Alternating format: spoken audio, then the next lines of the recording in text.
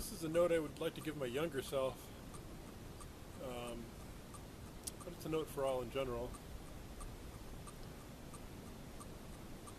I'd just like to say, when you do find truth, maybe it's the first time you've really read something that really rung like a bell of truth to you.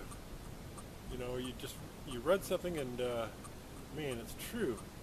You just know it's true. It rings true to you. Let's take the case of religion, although it could be a philosophy or what other type of thought you want to classify here. Don't be too impressed. There's a lot of reuse in religion and philosophy.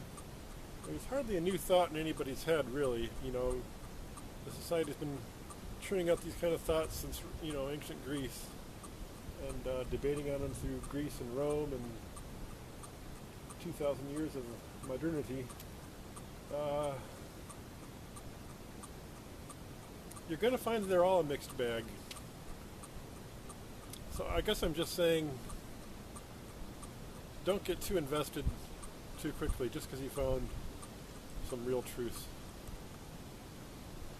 Certainly pursue it, but don't close your eyes to other religions and other paths and other ideas. Don't say I found it and I'm going to turn the blinders on to everything else. Always keep your eyes open and always keep a skeptical back going too. And there's a time, and I guess I'm going to get off subject a little bit if I go into this, so maybe I won't. But I'll just put it briefly. You have to suspend your disbelief and skepticalness when you're learning a new philosophy or religion, or you got to put the objections and stuff pre-canned objections aside. You kind of got to go with it. Think in what terms is this true?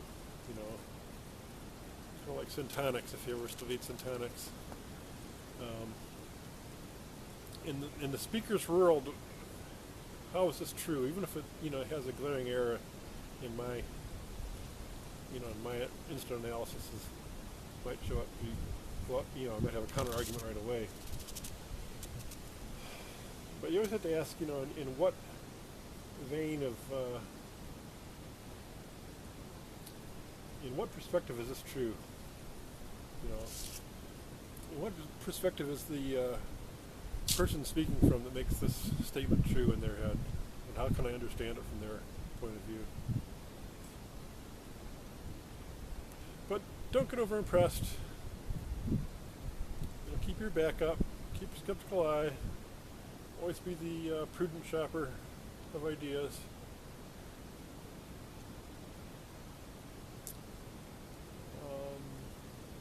Otherwise, you'll end up with a situation like some of my early videos when I talked about losing my religion, for example, where I found a path that had just mind-blowing truths to it. But it turned out they were all plagiarized. It's a little less impressive when you're dealing with someone who just noticed cool thoughts, and didn't even have the honesty to source them.